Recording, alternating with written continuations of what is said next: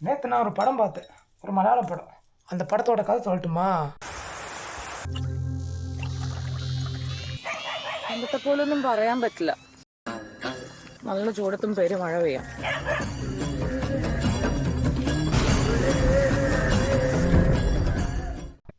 Hi hello everybodies, it's me Ajith Sujatha Anand. இன்னைக்கு நான் உங்களுக்கு சஜஸ்ட் பண்ண போகிற மூவி நேம் என்னன்னா theatre the myth of reality. 2025 release ஆன மலையாள மூவி தான் தியேட்டர். இந்த படத்தை இயக்கி இருக்கிறது வந்து சஜின் பாபு இந்த இதுக்கு முன்னாடி வந்து மலையாளத்தில் இன்னொரு படம் எடுத்திருக்காங்க. 2019 வந்து ரிலீஸ் ஆன மலையாள படம் பிரியாணி. ஏன்னா அந்த படம் வந்து state award national award win பண்ணியிருக்காங்க. ஸ்டேட் அவார்டு வந்து அதில் ஆக்ட்ரஸ் வந்து வின் பண்ணியிருக்காங்க. அதுவும் வந்து ஒரு ஃபீமேல் ஓரியன்டான மூவி, இதுவும் வந்து ஒரு ஃபீமேல் ஓரியன்டான மூவி. ஆனால் மறுபடியும் ஃபீமேல் ஓரியன்டான மூவி எதுக்காக எடுத்திருக்கேன்னா அவார்டு அந்த மாதிரி எல்லாம் அச்சீவ் பண்ணலாம் தான் நினச்சி எடுத்திருப்பாங்க. ஆனால் இதுக்கு வந்து அந்த மாதிரியான அவார்டெல்லாம் ஸ்டேட்டு நேஷ்னல் அந்த மாதிரியெல்லாம் வரல. என்னென்னவோ சின்ன சின்ன ஃபெஸ்டிவல்ஸ் அவார்டெல்லாம் வாங்கியிருக்காங்க. இருந்தாலும் இந்த படம் ரொம்ப நல்லா இருக்குது. Coming back to the movie the theatre the myth of reality. ரியாலிட்டிக்கு பின்னாடி இருக்கிற மித்துக்கு பின்னாடி இருக்கிற ரியாலிட்டி கிடையாது, ரியாலிட்டிக்கு பின்னாடி இருக்கிற மித். அதுதான் இந்த படத்தோட டேக் லைனு. இதுவும் வந்து ஒரு ஃபீமேல் ஓரியன்டான மூவி, நான் முன்னாடி சொன்ன மாதிரியே தான். அப்புறம் இந்த படம் வந்து எப்படி ஸ்டார்ட் பண்ணுன்னா, இந்த படமே ஒரு ஸ்டோரியில் தான் ஸ்டார்ட் பண்ணுவாங்க. ஒரு மித்தாலஜிக்கல் ஸ்டோரி. நம்ம பக்கத்து ஸ்டேட் இல்லையா கேரளா, இந்த கேரளா ஊர் வந்து பரசுராமர். இந்த வந்து மல்சிய கூர்ம வராக நரசிம்ம வாமன பரசுராம மல்சிய கூர்ம எத்தனாவது அப்பப்பா ஆமாம், அந்த பரசுராமர் இந்த விஷ்ணுவோட அந்த 10 அவதாரத்துக்குள்ளே வர்ற பரசுராமர். அந்த பரசுராமர் தான் இந்த கேரளா கடலுக்குள்ளே இருந்து மீட்டெடுத்திருக்காங்கன்னு ஒரு தோல்வி ஸ்டோரி இருக்காங்க. ஆனால் வந்து அந்த காலத்தில், எந்த காலம்னு கேட்டால் தெரியாது, ரொம்ப காலம் முன்னாடி, அந்த காலத்தில் வந்து கேரளா ஊர் கடலுக்குள்ளே இருந்து மீட்டெடுக்கும் போது இந்த கேரளா ஊர் வந்து பாம்போட ஊராக இருந்துச்சு. ஆமாம், இந்த பாம்போட ஊராக இருந்துச்சு. நிறைய பாம்பு அங்கே வந்து மக்களுக்கு வசிக்க முடியல, ஏன்னா பாம்பு அவ்வளோ இருக்காங்க. ஸோ என்ன பண்ணணும்னு தெரியாமல் இந்த பரசுராமர் வந்து சுப்ரீம் கடவுள் எந்த பிரச்சனை இருந்தாலும் கடைசியில் அங்கே தான் வரும். அந்த கடவுள் இல்லையா சிவன். ஆமாம், நம்ம சிவன் கடவுள்கிட்ட போய் இந்த பரசுராமர் போய் உட்காந்து வர வைப்பாங்க. வர வச்சு இந்த சிவன் கடவுள்கிட்ட சொல்லுவாங்க, கடவுளை நான் வந்து ஒரு ஊர் மீட்டெடுத்திருக்காங்க நிறைய போராடி, நான் அங்கே வந்து இந்த மக்களுக்கெல்லாம் வசிக்க முடியாத நிலைமையில் இருக்காங்க. ஸோ நீங்கள் வந்து ஏதாச்சும் ஒரு ஒன்று பண்ணி கொடுங்கயா அப்படி சொல்லும்போது இந்த சிவன் கடவுள் அப்படியே சரி நம்ம கிட்ட வந்து கேட்டுட்டாங்க, நம்ம எப்படியாச்சும் வந்து ஒரு சொல்யூஷன் பண்ணி கொடுத்து தான் ஆகணும். அப்படியே வந்து இந்த சிவன் கடவுள் டைரக்டாக கேரளாக்குள்ளே போகிறாங்க. கேரளாக்குள்ளே போய் பார்த்தா ஆமாம் நிறைய பாம்பு தான் இருக்காங்க. இதை என்னால் தனியாக பண்ண முடியாது, என் கழுத்தில் ஒரு பாம்பு இருக்குது, அது மட்டும்தான் எனக்கு சமாளிக்க முடியும், இவ்வளோ பாம்பெல்லாம் எனக்கு சமாளிக்க முடியாது. அப்படியே யோசிச்சுக்கிட்டு என்ன பண்ணுன்னா, பாம்போட எல்லாம் சுப்ரீம் கடவுள்னா பாம்புக்கெல்லாம் அரசர். அப்படி தான் அந்த மூவி ஸ்டோரியில் சொல்கிறாங்க. பாம்புக்கெல்லாம் அரசர் இந்த வாசுகி அவங்கள கூப்பிடுறாங்க. ஐயோ வாசுகி கடவுளை, என்கிட்ட வந்து இந்த பரசுராமர் வந்து ஒரு விஷயம் சொல்லியிருக்காங்க. அவங்க வந்து இந்த ஊர் வந்து கடலுக்குள்ளே இருந்தாங்க, அதை மீட்டெடுத்து மக்களுக்கு கொடுக்கணும்னு ஆசைப்பட்டிருக்காங்க. ஆனால் வந்து உங்கள் மக்கள் தான் அவங்க வந்து அதிகமாக இருக்காங்க. ஸோ அதனால் வந்து நம்ம மக்களுக்கெல்லாம் அவங்க வசிக்க முடியல. அப்படியே இருக்கும்போது சரி ஓகே, இந்த வாசுகி கடவுள் இந்த சிவன் கடவுள் வந்து நம்மக்கிட்ட வந்து இப்படி ஒரு விஷயம் கேட்டாங்க, நம்ம அதுக்கு தகுந்த மாதிரி ஏதாச்சும் பண்ணலைன்னா எப்படின்னு நினச்சிக்கிட்டு இந்த வாசுகி கடவுளும் சிவன் கடவுளும் ஒத்துக்கிட்டு சரி சொல்கிறேன், இந்த நம்ம மக்கள்கிட்ட, அதாவது இந்த பாம்பு மக்கள்கிட்ட சொல்கிறேன், இந்த மக்களுக்கு சேர்ந்து வசிக்கிற மாதிரி பண்ணணும் அப்படி சொல்கிறேன். ஆனால் வந்து ஒரு கண்டிஷன், வித் கண்டிஷன். அதுதான்டா, என்ன விஷயம் சொன்னாலும் ஒரு கண்டிஷனில் தான் சொல்லணும். சும்மா எல்லாம் யாருக்கு எதுவும் சொல்லிட்டு எதுவும் அப்படி இப்படியெல்லாம் பண்ணி கொடுக்கக்கூடாது. வாசுகி கடவுள் அந்த சிவன் கடவுள் கிட்ட வச்ச கோரிக்கை என்னன்னா, உங்க மக்கள் எல்லாம் நம்ம பாம்பு மக்களோட சேர்ந்து வசிக்கட்டும், ஆனா உங்க மக்கள் வந்து நம்ம மக்களை வந்து கடவுளா பார்த்து கும்பிடணும். அதாவது இந்த பாம்பை வந்து கடவுளா பார்த்து கும்பிடணும். அவங்களுக்கான ஒரு கோவில் மாதிரி ஒன்று கட்டி வைக்கணும். கோவில் வந்து எப்படின்னா செங்கல் அதெல்லாம் போட்டு கிடையாது, அரசு மரம் எல்லாம் வச்சுக்கிட்டு ஒரு காடா சுத்தி முத்தி அங்க வந்து தினமும் அவங்க கண்ணுக்கு காண்ற கடவுளா பார்த்து கும்பிடணும். அதுதான் கோரிக்கை. சரி, இது ஒத்துக்கிட்டு சிவன் கடவுள் போய் அந்த பரசுராமர் கிட்ட சொல்றாங்க. அந்த மக்கள் எல்லாம் இந்த கோரிக்கையில வாழ்த்துட்டு போறாங்க. ஆனா ஏதோ ஒரு காலத்துல வந்து இந்த மாதிரியான ஒரு ஃபேமிலி இருக்கிறவங்க ஏதோ ஒரு தப்பு பண்ணி அந்த ஃபேமிலி மொத்தமா சீரழிஞ்சு போறாங்க. ஆனா அந்த சீரழிஞ்சு போன ஃபேமிலியில இப்போ இருக்கிற வந்து 2 பேர் தான். அந்த 2 பேரோட ஸ்டோரி தான் இந்த theatre the myth of reality. இந்த 2 பேர் வந்து ஒரு அம்மா ஒரு பொண்ணு. அவங்க எப்படி வசிக்கிறான்னா ஒரு தீவில் தான் வசிக்கிறாங்க. சுற்றி முற்றி காயல், நடுவில் வந்து ஒரு தீவு. அந்த தீவில் வந்து ஒரே ஒரு வீடு. அங்கே வந்து இந்த அம்மா இந்த பொண்ணு மட்டும் மட்டும்தான் இருக்காங்க, வேற யாருமே கிடையாது. இன்றைய காலகட்டத்துல இந்த அம்மா பொண்ணு எப்படி வசிக்கிறோம்னா, இந்த பொண்ணு தான் அந்த வீடு பாக்குறாங்க. ஏன்னா வந்து இந்த தீவுக்குள்ள இருந்தாலும் அந்த தீவுல வந்து நிறைய விஷயங்கள் இருக்காங்க. தென்னை மரம், பலாப்பழம், அப்படியாப்பட்ட சின்ன சின்ன விவசாயம் அங்கங்க இருக்காங்க. இதெல்லாம் தான் அவங்க வாழ்க்கைக்கான முறை. எப்படின்னா இந்த பொண்ணு வந்து தென்னை மரத்துக்கு மேல ஏறி ஆமா, இந்த பொண்ணு தென்னை மரத்துக்கு மேல எல்லாம் ஏறுவாங்க. ரோப்பை போட்டு ஏறணுமே, எப்படி போட்டது என்னமோ தெரிய மாட்டேங்குது. ஆனா இந்த தென்னை மரத்துக்கு மேல ஏற தேங்காய் போட்டு அது வந்து மூட்டை கட்டி அப்புறம் வந்து அந்த சின்ன சின்ன காய்கறி எல்லாமே எடுத்துக்கிட்டு இந்த தீவுல இருந்து சின்னதா ஓடத்தில் ஏறி அந்த கரைக்கு போய், அதாவது இந்த ஊருக்கு போய் அங்க வந்து சந்தை போடுவாங்க. அங்க போய் இந்த பொண்ணு வந்து இந்த காய்கறி எல்லாம் அங்க கொடுப்பாங்க. அப்புறம் வந்து தேங்காய் இல்லையா, தேங்காய் வந்து அங்க இருக்கிற கடையில எல்லாம் கொடுப்பாங்க. ஸோ இதுதான் அவங்களோட ஏர்னிங்ஸ். இது வச்சுக்கிட்டு தான் அவங்க 2 பேரும் வாழ்ந்துட்டு போறாங்க. படம் வந்து ஏ சர்டிஃபைடு படம் நல்லா சொல்றதுக்கெல்லாம் இல்லை. நம்ம வந்து ஒரு தீவுல இருக்கிற ஒரு பொண்ணு, அங்க வந்து அம்மா பொண்ணு மட்டும்தான் இருக்கு, சுத்தி முத்தி யாருமே இல்லை. அப்ப அந்த அந்த தீவுல வந்து அந்த பொண்ணு எப்படி நடப்பாங்க, ரொம்ப ஃப்ரீயா வந்து நம்ம வந்து யாரும் பார்க்க போறது இல்லை, வந்து நான் வந்து ரொம்ப செக்யூர்டா இருக்க வேண்டியது இல்லை. அப்படியேப்பட்ட மைண்ட்ல நடக்கும்போது அந்த ஒரு மைண்ட் செட்ல இந்த பொண்ணோட கேரக்டர் பார்த்துச்சுன்னா இது வந்து அப்படிலாம் கிடையாது, ரொம்ப அடல்ட் மூவி அப்படிலாம் சொல்றதுக்கெல்லாம் ஒன்றும் இல்லை. இது வந்து இந்த படத்துக்கு மிடில் வந்து கொஞ்சம் டாக்குமெண்ட்ரி டைப்ல போவாங்க, கொஞ்சம் போரா இருக்கும். ஆனா கடைசி வந்து நல்லா முடிச்சிருப்பாங்க. நிறைய கேள்வி கேட்பாங்க நம்ம வாழ்க்கையில. இருந்தாலும் இதுக்கு நடுவில் வந்து ஒரு கொஞ்சம் இன்டிமேசி சீன் ஒன்று இருக்கு, இருட்டுல வந்து காட்டுக்கு நடுவில். ஆனால் அது வந்து அவ்வளோ பிரச்சனைலாம் கிடையாது.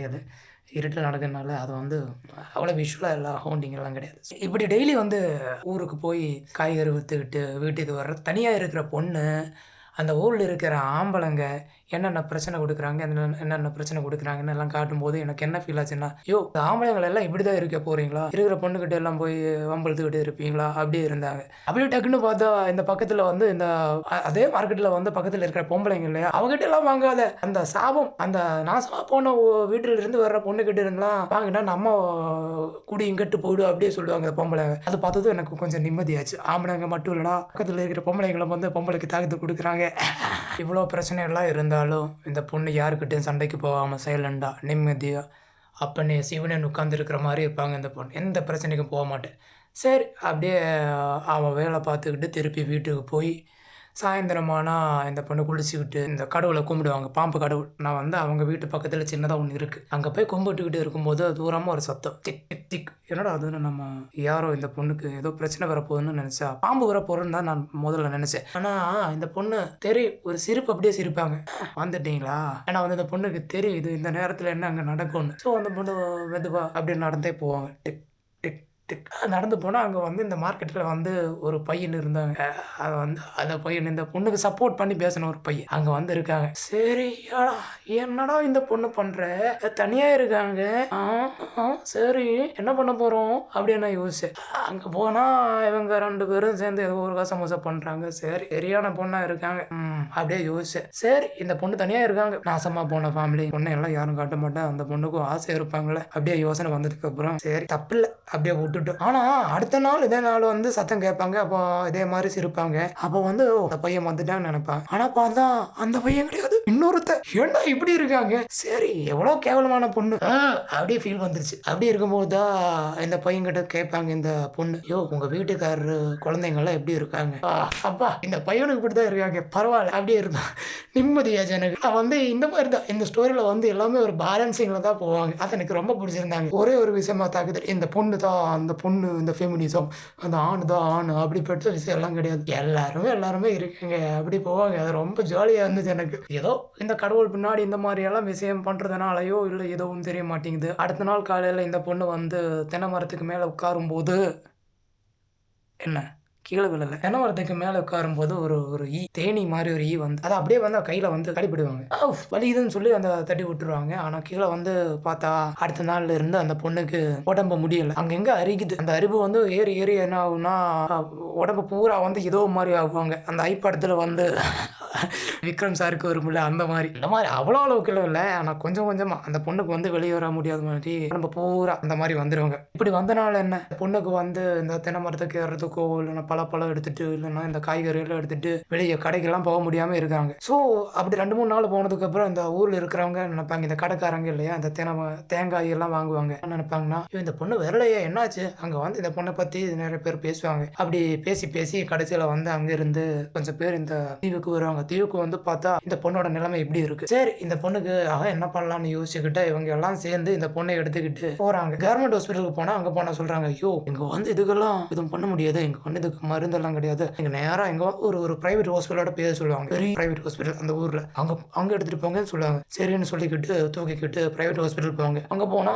பெரிய ஒரு அமௌண்ட் சொல்லுவாங்க. இது வந்து இதுக்கான மெடிசன் எல்லாம் வந்து இங்க கிடையாது, இது அங்க இருந்து இங்க இருந்து அங்க இருந்து வரணும்லாம் சொல்லுவாங்க. என்ன பண்ணும் இந்த பொண்ணுக்கு யாருமே கிடையாது. அப்படியே வருத்தப்பட்டு இருக்கும்போது தான் அங்க வந்து ஒரு கடவுள் மாதிரி இன்னொருத்தர் வருவாங்க. அது யாருன்னா ஒரு பையன். அந்த பையன் வந்து யூடியூப் விளாகரா இருக்கிறாங்க. அப்படின்னா இந்த சின்னதா இருக்கிற ஊருக்குள்ள போய் பியூட்டி எல்லாம் எடுத்துக்கிட்டு வீடியோ ஷேர் பண்ற ஒரு பையன். இந்த பையன் வந்து கொஞ்ச நாள் முன்னாடி தீவுக்கு வெளியே இருந்து vlog பண்ணும்போது தூரமா ஒரு தென்னை மரத்துக்கு மேல ஒரு பொண்ணு இருக்கிறது பாக்குறாங்க. அது வந்து ஜூம் பண்ணி அந்த பையன் ஸ்டோரி வீடியோ எடுத்து ஸ்டோரி போட்டிருந்தாங்க. அந்த ஸ்டோரிக்கு வந்து நிறைய லைக் போட்டிருந்தாங்க.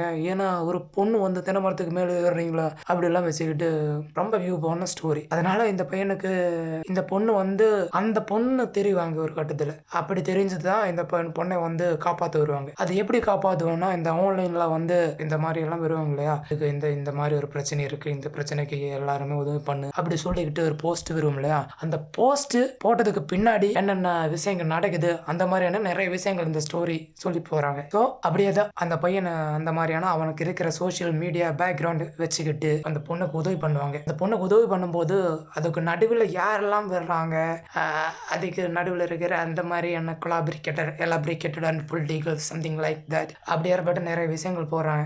அது என்னன்னா இந்த ஹாஸ்பிட்டலுக்கு அதுக்கு என்ன சம்பந்தம், அப்புறம் வந்து இந்த மருந்துக்கு அதுக்கு என்ன சம்பந்தம், பின்னாடி யாரெல்லாம் எப்படியெல்லாம் ப்ளே பண்ணுறாங்க அது ஓப்பனாக காட்டுறாங்க. ஆனால் இந்த பையனுக்கு வந்து அதுக்கெல்லாம் இல்லை, எண்ணம் வந்து நல்லா தான் இருந்துச்சு. ஆனால் வந்து அவன் போட்ட எண்ணத்துக்கு பின்னாடி வந்து யாரெல்லாம் வசூல் பண்ணிட்டாங்க அதெல்லாம் காட்டுவாங்க. அப்படியே அந்த பையனுக்கு இருக்கிற அந்த சோஷியல் இன்ஃப்ளூயன்ஸ் வச்சுக்கிட்டு அந்த பையனை ஃபாலோ பண்ணுற நிறைய நல்ல இதங்கள் அவங்களால வந்து நிறைய ஃபண்ட் கலெக்ட் பண்ணி பின்னாடி வந்து நிறைய பேர் வந்து நிறைய நாடகம் ஆடி அவங்களுக்கான தேவையெல்லாம் அச்சீவ் பண்ணி மிச்சம் வந்த காசுல வந்து இந்த பொண்ணுக்கு மருந்து டக்குன்னு எங்க இருந்தோ வந்து ஃபாரின்ல இருந்து வரணும்னு சொல்லுவாங்க அந்த மருந்து. ஆனா அந்த மருந்தெல்லாம் டக்குன்னு வந்துடுவாங்க. அந்த மருந்தெல்லாம் வந்து அந்த பொண்ணுக்கு குணம் வந்து அதுக்கப்புறம் வந்து கொஞ்சோண்டு காசு இருக்கும். அந்த காசை வந்து அந்த அம்மாவுக்கும் பொண்ணுக்கும் கொடுத்து இந்த ஹாஸ்பிட்டல்ல இருந்து டிஸ்சார்ஜ் பண்ண வைக்குவாங்க. டிஸ்சார்ஜ் பண்ணி வீட்டுக்கு போற வழியில இந்த பொண்ணுக்கு நல்லா சாப்பிடணும்னு ஆசை வந்து சின்னதா ரோட்டு பக்கமா ஒரு ரோட்டு கடையில் நிப்பாட்டி சாப்பாடு சாப்பிட்டு இந்த மிச்சம் அந்த காசு இல்லையா அதில் 2-3 கட்டு இருப்பாங்க பணக்கட்டு, அதுல இருந்து அந்த காசு எடுத்து இந்த ஹோட்டல்ல இருக்கிறவங்களுக்கு கொடுக்கும்போது பின்னாடி இருந்து ஒருத்தர் வந்து அந்த காசு நோட் பண்ணுவாங்க. சரி எப்படியாச்சும் இவ்வளவு காசு இருக்கு இந்த காசு அடிக்கணும்னு சொல்லிக்கிட்டு இந்த பொண்ணு இந்த அம்மாவை ஃபாலோ பண்ணிட்டு பின்னாடி போவாங்க. பின்னாடி போகும்போது இந்த பொண்ணு வந்து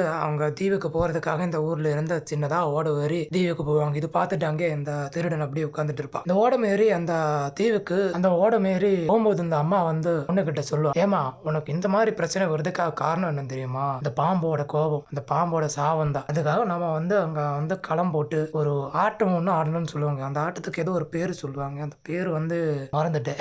ஆமா அப்படி போட்டாதான் உனக்கு இருக்கிற இந்த பிரச்சனை எல்லாம் சரியா வரும்னு சொல்லுவாங்க. அந்த ஆட்டம் ஆடுறதுக்கு வந்து கன்னி பொண்ணு தான் தேவைப்படுது, நீ ஆடினாலும் பரவாயில்ல நீ ஆடினா போதும்னு சொல்லிக்கிட்டு அதுக்கான விஷயங்கள் எல்லாம் வாங்கிட்டு தான் இவங்க ஊர்ல இருந்து அந்த தீவுக்கு போயிட்டு இருப்பாங்க. தீவுக்கு போனதுமே வீட்டு பக்கமே போகாம நேரா அந்த பாம்போட கோவிலுக்கு பக்கம் போய் அங்க போய் இந்த அரிசி மாவுல நம்ம கோலம் போடுமில்ல அந்த மாதிரி எல்லாம் வந்து பெருசா பாம்போட அந்த மாதிரி எல்லாம் வச்சு கோலம் போட்டு அங்க வந்து இந்த அம்மா பாட்டு பாடி ஏதோ ஒரு இன்ஸ்ட்ருமெண்ட் ஒன்று யூஸ் பண்ணுவாங்க வயலின் மாதிரி, அதோட பேர் என்னன்னு மறந்துட்டு தெரியாது.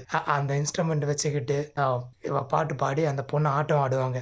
அப்படியே அந்த நைட்டு ஃபுல்லா அங்க ஆட்டம் ஆடிட்டு இருப்பா. அங்க ஆட்டம் ஆடி காலையில பார்த்தா இந்த பொண்ணு அம்மா இவர் 2 பேருமே அந்த களத்துல அப்படி செத்து கிடைக்கிற மாதிரி தான் நம்ம பார்ப்போம். அதுவும் இல்ல அவங்க பக்கத்துல இருந்த பேக்ல இருந்து காசு காணாம போயிருக்காங்க. அந்த காசு காணாம போய் அதை எடுத்துட்டு போனவன் அந்த தீவு பக்கமா வந்து ஏதோ ஒருத்தன் அவனும் அங்க வந்து செத்து விழுந்திருக்காங்க. அது எப்படின்னு கேட்டா தெரியும். அதெல்லாம் வந்து அடுத்த நாள் காலையில வந்து அங்க வர்ற போலீஸ்காரங்க நாட்டுக்காரங்க எல்லாம் சேர்ந்து இதை ஃபைன் பண்ணுவாங்க. இப்படியே இந்த கதை முடியும் போது நமக்குள்ள வந்து நிறைய சந்தேகம் கேள்வி எல்லாம் இருப்பாங்க. இந்த பொண்ணுக்கு இந்த மாதிரி ஒரு பிரச்சனை வந்தது வச்சுக்கிட்டு நிறைய பேர் பொழைச்சிருக்காங்க. அந்த பிரைவேட் ஹாஸ்பிட்டல் இருக்கிற டாக்டர், அதுக்கு பின்னாடி ஒர்க் பண்ண என்ஜிஓ, அதுக்கு இருந்த அந்த பக்கம் இந்த பக்கம் புரோக்கரேஜஸ், அந்த மாதிரியான நிறைய ஆளுங்க இந்த பொண்ணு எங்க இருந்தோ வந்த காசு அதெல்லாம் வச்சுக்கிட்டு பொழைச்சிருக்காங்க. ஆனா இந்த பொண்ணு இந்த பிரச்சனை எல்லாம் முடிஞ்சு திருப்பி அவங்க வீட்டுக்கு வரும்போது அவங்க அம்மா பேச்சு கேட்டு இந்த மாதிரியான ஒரு ஆட்டம் ஆடி காலையில பார்த்தா இவங்க 2 பேரும் அந்த காலத்துல செத்து விழுந்திருக்காங்க. அவங்க செத்து விழுந்தது எதனால, அந்த சாபத்தினால இல்ல வந்து அந்த காசு திருட வந்து அவ வந்து அந்த பொண்ணை இப்ப அம்மாவை ஏதோ பண்ணிக்கிட்டு காசு எடுத்துட்டு போகும்போது அந்த பையனுக்கு அந்த ஊர்ல எப்பவும் சொல்லிட்டு இருக்கிற மாதிரி பாம்பு நிறைய இருக்கா அந்த தீவுல. அந்த பாம்போட கடி ஏட்டு செத்துருப்பான்னு சொல்லுவாங்க. இதுல எது உண்மை எது பொய் எதுன்னு நிறைய கேள்வி இருப்பாங்க. இது வேணா நமக்கு எப்படி வேணா எடுத்துக்கலாம். இந்த படம் பார்க்குறவங்க எந்த மைண்ட் செட்டில் இருக்கிறீங்களோ அவங்க இருக்கிற அந்த மைண்ட் செட்டில் வந்து இதோட பின்னாடி இருக்கிற அந்த ரியாலிட்டியை நம்ம புரிஞ்சுக்கலாம். அப்படியே இந்த படம் முடிஞ்சிடுவாங்க. நம்ம எந்த கண்ணோட்டத்தில் இதை பார்க்குறோமோ அந்த மாதிரி தான் நமக்கு புரியும். ஒரு விஷயத்துக்கு நிறைய லேயர்ஸ் இருப்பாங்க. எந்த லேயர் கரெக்டாக இருக்கும்னு நமக்கு சொல்ல முடியாது. இவ்வளோ கேள்வி எல்லாம் வச்சுக்கிட்டு இந்த படம் முடியும் போது இந்த படத்துக்கு ஒரு டேல் என்ற டைரக்டர் வச்சிருப்பாங்க. அது என்னன்னா, இந்த அம்மாவுக்கும் இந்த பொண்ணுக்கும் இன்னும் ரிலேட்டிவ் இருந்திருந்தாங்க. அதாவது இந்த அம்மாவோட அண்ணன். அந்த அண்ணன் வந்து இவங்க ஃபேமிலியில் இருக்கிற அந்த பேக்ரவுண்ட் வச்சுக்கிட்டு வெளியூர்ல போய் ஆஸ்ட்ராலஜி அந்த மாதிரி எல்லாம் பண்ணிக்கிட்டு இதை எப்படி காசா வசூல் பண்ணலாம்னு எல்லாம் லாஜிக்கலா திங்க் பண்ணி வெளியூர்ல போய், அதாவது இந்த தீவுல இருந்து வெளியூர்ல போய் அப்படி இருக்காங்க. ஆனா அவர் வந்து இந்த பொண்ணுக்கு இந்த மாதிரி பிரச்சனை இருக்கும்போது இந்த ஊருக்காரங்க எல்லாம் போய் கேட்பாங்க. அவங்க இதுக்கெல்லாம் வந்து எதுவுமே பார்க்காம விட்டுருவாங்க. இருந்தாலும் இவங்க இறந்ததுக்கு அப்புறம் வந்து இந்த வீடு இந்த தீவுக்கெல்லாம் யாருமே இல்லாம இருப்போம் இல்லையா. ஸோ அந்த அங்க வந்து தீவை ஹேண்ட் ஓவர் பண்ணி அந்த தீவை வந்து ஒரு டூரிஸ்ட் பிளேஸா மாற்றுவாங்க. எப்படின்னா அந்த வீடை வந்து ஒரு ரிசோர்ட்டா மாத்துவாங்க. அந்த ரிசோர்ட்டுக்கு வெளியூர்ல இருந்து வர்றவங்க, அதாவது ஃபாரினர்ஸ் எல்லாமே வந்து கூட்டிக்கிட்டு போட்டு ஏத்திக்கிட்டு அந்த தீவுல வந்து தங்க வச்சு அப்புறம் கொஞ்சம் கொஞ்சம் ஹிஸ்டோரிக்கலான ஆயுர்வேதம் அந்த மாதிரியான விஷயங்கள் எல்லாம் பண்ணிக்கிட்டு அந்த பாம்போட கோவில் எல்லாம் பெருசா டெவலப் பண்ணி காசு வசூல் பண்ற மாதிரி வச்சிருப்பாங்க. அப்ப நமக்கு வந்து இந்த படம் முடியும் போது நிஜமா என்ன தோணும்னா, இங்க வந்து யாருமே எப்படி சொல்றது, நல்லவனா இருந்திருக்கிட்டு வாழ்றதெல்லாம் வந்து பெரிய முட்டாள்தனம் தோணும். இந்த வாழ்க்கையோட ஒட்டுமொத்த ரியாலிட்டியே வந்து ஓப்பனா காட்டுற மாதிரி தோணும். ஆனா அதுதான் இந்த படத்துக்கு வந்து ரொம்ப நெகட்டிவா ஃபீல் பண்ணாங்க. ஏன்னா மக்களுக்கு வந்து உண்மை, சரியான உண்மை சொல்றது வந்து ஏதோ ஒரு பயம். ஏன்னா அவங்க எப்பவும் ஒரு ஹிடனா அது இல்லைன்னு சொல்லிட்டு வாழணும் அப்படி ஃபீல்ல தான் இருப்பாங்க. அதான் இந்த டைரக்டர்னு சொல்ல வரான்னு நினைக்கிறேன். இருந்தாலும் ஒட்டுமொத்தமா இந்த படம் முடிஞ்சது, எப்பா இந்த மாதிரி படம் எடுத்து வச்சிருக்காங்க, நல்லா இருந்துச்சு. அந்த ஃபீல் எனக்கு கிடைச்சது. நடுவில் வந்து கொஞ்சம் டோக்குமெண்ட் டைப் வந்துட்டாங்க, இருந்தாலும் பரவாயில்ல, நல்லா இருந்துச்சு. இந்த மாதிரியான movie stories, explanation and movie suggestions, movie reviews அதெல்லாம் உங்களுக்கு பார்க்கணும்னா இந்த வீடியோவை லைக் பண்ணுங்க, ஷேர் பண்ணுங்க, சப்ஸ்கிரைப் பண்ணி சர்ப்ரைஸ் பண்ணுங்க.